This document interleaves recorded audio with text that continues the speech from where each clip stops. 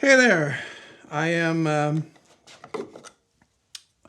taking the motor off of my, I guess you could call it my original built disc sander. And this one was originally designed to be driven by, or to be powered by a drill. So I'm going to return it to that state, and I'm going to use this motor for something else. I don't know what that is yet, but like I don't need this now that I have the other one built, and I'm getting ready to build the stand for that today. So this is sitting over there taking up space. So I figured I'd quickly take it apart. I'll leave the sander part together because it works with the drill. Like I said, it's self-contained here. This part right over here, the part that's all painted. The other part that sticks out the back here comes off and goes away. I actually did a video about this showing how I did this. And there's not a whole lot to it. I mean, there's the motor and the plywood brackets that hold it in place with a switch on the front. And to couple the motor to the shaft of the sander, the shaft on the sander is 3/8 and the motor shaft is 1/2 inch. What I use is just a piece of vinyl tubing. And I put it in hot water until it softened up enough that I could stretch it on over the 1/2 inch shaft. And then I slipped it on over the 3/8 inch shaft, which it fit a lot better on.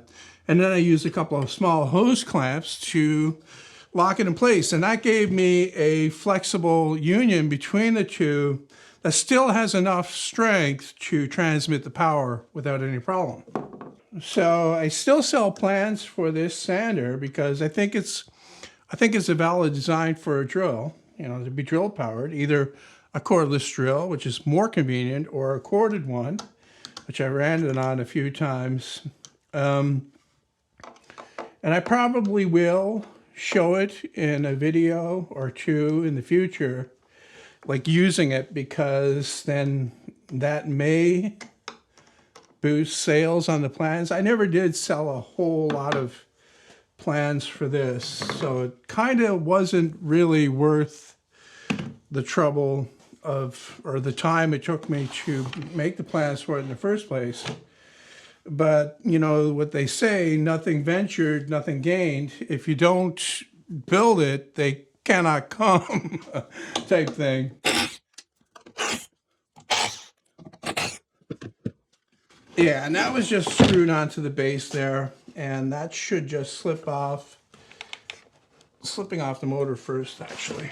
So you can see it a little bit better here. Here's the hose clamp and the thing. I probably put a picture in so you can see it clearly anyway, but that was the idea. There's a little bit of a sign of a twist in the hose, but I think that's more of the startup torque that does that. Eventually the hose would fail, but I don't know how many years ago I did this. It's quite a while ago, and still going strong, so not an issue. If you're thinking about doing something similar to that, it's always good to have these little tricks in your toolkit, if you know about them.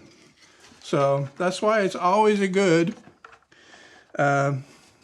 thing to watch a video, even if you're not interested in the topic. Like, even if you're not going to be building a sander, it's always good to watch the video from someone that knows these things. And I'm one of those someones. I know these things.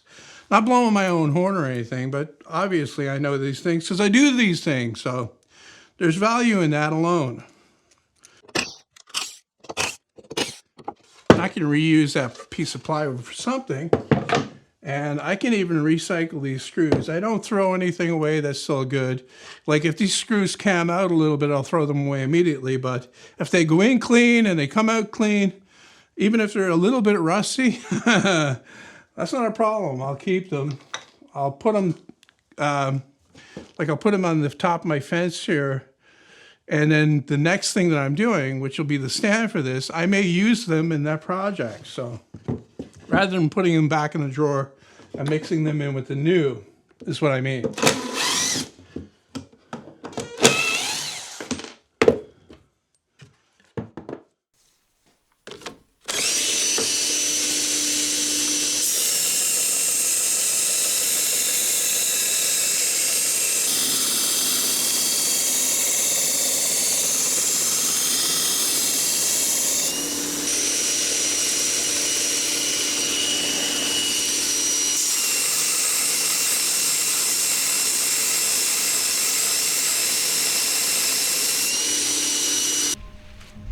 I'm the repairman.